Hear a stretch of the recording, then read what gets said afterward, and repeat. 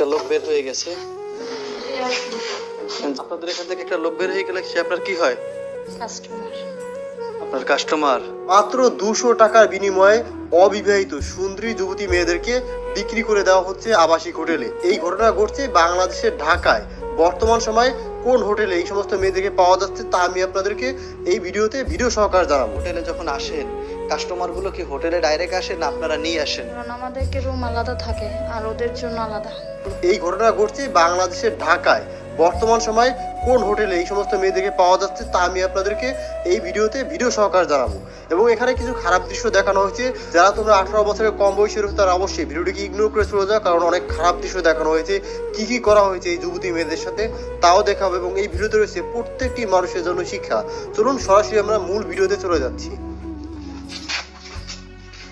একটা লোক বের হয়ে গেছে। হ্যাঁ, ভিতরে কেউ আছেন? জি, ভালো আছেন আপনি? জি, আপনার নাম কি? আপনাদের এখান থেকে একটা লোক বের হয়ে গেলে সে আপনার কি হয়? কাস্টমার। আপনার কাস্টমার। দৈনিক আসেন না মাসে আসেন না একটানা থাকেন, কিভাবে কি? না, এখানে আমি 2 দিন পর পর আসি। 2 দিন পর পর আসেন। থাকি না। আচ্ছা, আপনি একটু বিস্তারিত আপনি একটু জানতে চাই, বলবেন? আপনাদের এখানে ম্যানেজারের অনুমতি নেওয়া আছে। আমরা ভিডিও শুট করতেছি, তার অনুমতি নিয়ে আসছি। দেখছেন তারা কেউ আসে নাই, তারা বলছে অনুমতি দিয়েছে। আমরা একটু বিস্তারিত জানবো আপনাদের কাছ থেকে, সত্যটা বলবেন? বলা তো যায়। আপনি এই লাইনে কতদিন যাবত আছেন? আমি এই লাইনে প্রায় 1.5 বছর হয়ে যাচ্ছে, বর্তমানে আছি। এটা ছাড়া অনেকগুলো কাজ আছে, সেই কাজগুলো করে মানুষ জীবন জীবিকা নির্ভর করে। তাহলে আপনি এই কাজ কেন বেছে নিছেন? আমার যদি এই কাজ বেছে এই কারণে নিছি যে আমার জব করতে যে যদি আমার দেহই যদি দিতে হয়, তাহলে ওরকম টাকার আমার প্রয়োজন নেই। তাহলে দেহ দিয়ে আমি টাকাটা কামাই করি। আপনি কি মনে করতেছেন অন্য কোনো কাজে দেহ দিতে হয়? অবশ্যই আমি এর জন্য পরিস্থিতির শিকার হয়েছি অনেক জায়গায়। অনেক জায়গায় পরিস্থিতির শিকার হয়েছেন। আচ্ছা, এই কাজটা থেকে ফিরে আসা যায় না? আমার মনে হয় না যে আমি এই কাজ থেকে আর ফিরতে পারবো। কারণ যদি কেউ আপনাকে সুযোগ দেয় এই কাজ থেকে ফিরে আসার জন্য, বা কেউ অফার দেয়, বা কেউ আপনাকে ভালো ছেলে আপনাকে বিবাহ করে সুখী রাখতে চায়, তাহলে আপনি কি করবেন? আমাদের মতন এই সমস্ত লাইনের মেয়েদেরকে কখনো সেরকম অফার দিবে না, কিছু ক্ষণিকের জন্য আর সময়ের জন্য, যেটা বাস্তব। কেউ কি আপনার জীবনে কখনো কি এরকমের কোনো অফার দিছিল, বা কেউ কি আপনাকে কোনো সরল পথ দেখাইছিল যে এই পথটা ভালো, এই পথে গেলে তোমার জীবন ভালো হবে, বা এই পথটা খারাপ, এটা ছেড়ে আসো, বা আমি তোমাকে বিবাহ করবো, এরকম কথা কেউ বলছিল? বলছে তো অনেকে, কিন্তু আমি অ্যাকসেপ্ট করিনি, কারণ আমি বিশ্বাস করি না। কারণ সে মানুষটা আমার কাছে আসছে, সে দেখছে আমি এগুলি করি, সে দেখে শুনে কখনো আমাকে গ্রহণ করতো না। আমিও তো আসছি, আমি দেখছি আপনি এই কাজ করেন। এখন সাপোজ আমি উদাহরণস্বরূপ আপনাকে বলছি, আমি আপনাকে প্রস্তাব দিলাম যে মনে করেন যে না, আপনার একটা সুন্দর জীবন আমি উপহার দিব, বা বন্ধুরা, এই যে মেয়েটিকে দেখতে পাচ্ছেন, এই মেয়েটি কিন্তু জীবন সঙ্গী খুঁজছে। মানে আপনাদের মধ্যে যদি কেউ এই মেয়েটিকে বিয়ে করতে চান তাহলে কিন্তু বিয়ে করতে পারেন। এই মেয়েটির নাম্বারও কিন্তু দিয়ে দেওয়া হবে। তো পুরো ভিডিওতে বিস্তারিত থাকছে, ভিডিওটি মনোযোগ সহকারে দেখুন। যাবেন সঠিক পথে। সেরকম পারফেক্ট মানুষ হলে অবশ্যই ফিরে যাব। যদি আমার মতো একজন আসে? আলহামদুলিল্লাহ, হ্যাঁ, আলহামদুলিল্লাহ, চলে যাও। এখন তো আপনি 2 হাত ভরে টাকা কামাইতেছেন, জানি যে এই কাজে অনেক টাকা, এটা আপনাদের মুখের কথা। আমি তো আল্লাহ না করুক আমি কোনোদিন করি নাই, কিন্তু এই কাজে অনেক টাকা আমি শুনছি। এখন যদি সে আপনাকে নিয়ে রাখে অল্প কিছু টাকার বিনিময়, অর্থাৎ শুধু বাদ দিব আর ভালোভাবে রাখবো, এখন সেখানে কি আপনি থাকতে পারবেন? অবশ্যই আমি মেনে নিতে রাজি। আপনি মেনে নেবেন? জি। সম্মানিত বন্ধুরা, অল্প অল্প কথার বিনিময়ে কিন্তু সত্য কথাটা মুখ ফসকে বেরিয়ে গেছে, অর্থাৎ সে মানতে রাজি। অর্থাৎ যত বড়ই খারাপ হোক না কেন, ঠিক আছে, তার মনের ভিতরে কিন্তু ছোট্ট একটা জায়গা হলো আবেগের ভালোবাসার জায়গা থাকে। এটা সবার ভিতরেই আছে, এটা তার ভিতরেও আছে। সেও কিন্তু এখনো ভালো হতে চায়। যদি আপনাদের ভালো লাগে, অবশ্যই যদি কেউ তার সাথে যোগাযোগ করতে চান, অবশ্যই আমাদের কমেন্টে জানাবেন। আমরা তার ঠিকানা দেওয়ার চেষ্টা করব, বা তার সাথে যোগাযোগ নাম্বার দেওয়ার চেষ্টা করব। আচ্ছা, আপনাদের এখানে কি কি নিয়ে আসেন একটু জানতে পারি? যখন আপনারা আসেন হোটেলে, যখন আসেন কাস্টমার গুলো কি হোটেলে ডাইরেক্ট আসেন না আপনারা নিয়ে আসেন?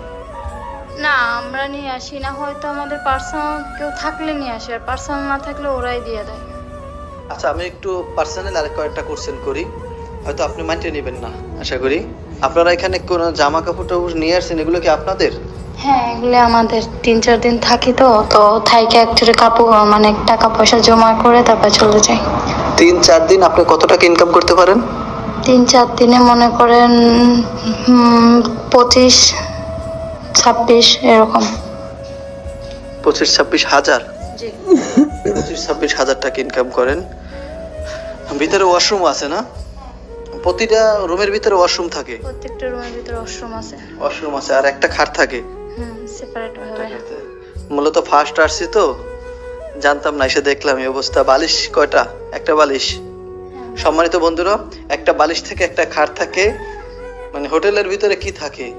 আবাসিক হোটেল মানেই যে মানুষ সবাই এখানে এসে ঢাকা শহর আসলে অন্যান্য স্থানে আসলে যেখানে মানুষ রাত্র যাপন করার জন্য আসে, কিন্তু সবখানে আসলেই যে এরকমের কিছু পাওয়া যাবে এমনটা নয়, সবখান যে খারাপ এমনটা না, আবার সবখান যে ভালো এমনটাও নয়। কোনো কোনো ক্ষেত্রে কি এরকমের তা পাওয়া যায়, আর কোনো কোনো ক্ষেত্রে পাওয়া যায় না। এজন্য সবাই সাবধানতা অবলম্বন করতে হবে, কারণ অনেকে ফ্যামিলি নিয়ে আসেন ঢাকা সিটিতে আইসে কি করেন, থাকার যখন জায়গা নাই, যা যে কোনো ডাক্তার দেখাইতে আসেন বা অন্যান্য ক্ষেত্রে আসেন, তো ওই সময় হোটেল খুঁজেন থাকার জন্য, ফ্যামিলি নিয়ে আসেন, মা বাবা ভাই বোন আত্মীয় স্বজন, এরকম সিচুয়েশনে যেন না পড়তে হয়। আপনাদের কাছে কখনো এরকম সিচুয়েশন হয়েছিল যে 3-4 জন আসছে একসাথে তার ফ্যামিলি সহ? আসলে আমাদেরকে দেখায় না, কারণ আমাদেরকে রুম আলাদা থাকে আর ওদের জন্য আলাদা, এই জন্য মানে হোটেলের ভিতর বাক বাক রুম আছে, যারা রাত্র যাপন করে ভালো মানুষ হিসাবে তাদের জন্য রুম আলাদা, আর যারা এই কাজ করে তাদের জন্য রুম আলাদা। জি। তার মানে আপনার জন্য রুম আলাদা? হ্যাঁ, আমার জন্য আলাদা। আপনাদের হোটেলের মালিককে কি আপনাদের টাকা দিতে হয় কি পরিমাণ? আমরা টাকা দিই হয় কি, আমাদের গাইড থেকে তারা 300 করে কাইটে নেয়, প্রত্যেকটা কাজে 300 করে তারা কাইটে নিয়ে নেয়। প্রতিটা কাজে 300 টাকা? হ্যাঁ, মানে একটা ছেলে আসলো, সে কাজ করলো, সে যে টাকা দিছে সেখান থেকে তারা 300 কাইটে নেবে, আর বাকিটা আমাদের। কত করে এক একটা ছেলে কত করে টাকা দেয় আইডিয়া?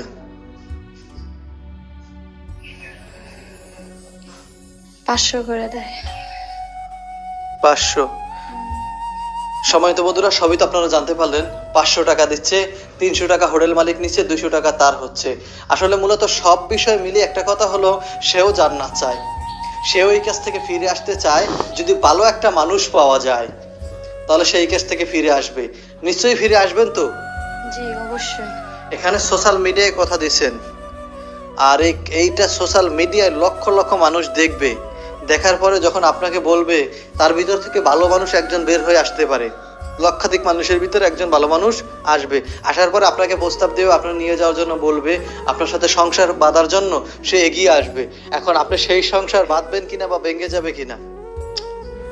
আমি চেষ্টা রাখবো সেটা ধরার জন্য, উপর আল্লাহ আল্লাহ জানায়। তাহলে এই কাছ থেকে সম্পূর্ণভাবে ফিরে আসবেন তাহলে? অবশ্যই। আচ্ছা, আমরা তো আপনাদের ম্যানেজার কাছ থেকে অনুমতি নিয়েছি আপনার সাথে সাক্ষাৎকার নেওয়ার জন্য বা আপনি দেওয়ার জন্য ইচ্ছুক হয়েছেন। আমরা কি ভিডিওটা সোশ্যাল মিডিয়ায় দিতে পারি? অসুবিধা নেই, দিয়ে দেন। আমার মতো কি কারো আরো কেউ ভিডিও নিয়ে সোশ্যাল মিডিয়ায় দিয়েছে? আমি আইজি শব্দে হয়তো 2 জন আসছিল, তারপরে আপনি আসছেন। এখন তারা দিছে কিনা জানি না, কিন্তু আপনি তো অনুমতি নিয়েছেন, তারা অনুমতি নাই। অর্থাৎ আরো সাংবাদিক আসছিল? হ্যাঁ, আসছিল। তো আমি এত কিছু তাদেরকে বলি নাই, মানে টুকটাক জিজ্ঞেস করছে এতটুকু। মানে তারা কি ডাইরেক্ট সরাসরি অ্যাটাক করছে? পুলিশ নিয়ে আসছিল? পুলিশ আনছে কিনা সেটা জানি না, হয়তো কাউন্টারে ছিল, কিন্তু আমরা এত কিছু বলি নাই, মাস্ক পরা ছিলাম তো, তাই ওদের সামনে বেশি কিছু বলি নাই। এই যে মেয়েটাকে দেখতে পাচ্ছেন, এই মেয়েটি ছাড়াও বাংলাদেশের এরকম অসংখ্য মেয়ে রয়েছে যারা আসলে আর্থিক কারণে বা টাকা পয়সার সমস্যার কারণে এই পথে পা রাখছে। আমরা অনেকেই এই সমস্ত মেয়েদেরকে খারাপ বলি, কিন্তু আপনাকে এটাও বুঝতে হবে যে এই ধরনের মেয়েরা কিন্তু পরিস্থিতির শিকার হয়ে আসছে। কিন্তু ধর্মীয় দিক থেকে যদি আমরা বলি, এটা অবশ্যই অনৈতিক এবং খারাপ কাজ, এবং এই ধরনের কাজ মোটেও করা উচিত নয়। এই ভিডিওটি শেয়ার করার মূল উদ্দেশ্য হচ্ছে সোশ্যাল অ্যাওয়ারনেস তৈরি করা, কারণ এই ধরনের কাজে কখনোই লিপ্ত হবেন না, এবং এই ধরনের কাজকে আমরা কখনোই সমর্থন করি না।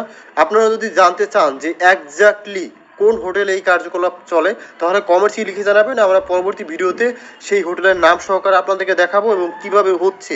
এটা কিন্তু বর্তমান সময় শুধুমাত্র একটা হোটেলে নয়, ঢাকার বিভিন্ন আবাসিক হোটেলে এই ধরনের কার্যকলাপ চলছে। যদি আপনারা এই ধরনের কার্যকলাপ কোন হোটেলে চলে তা জানতে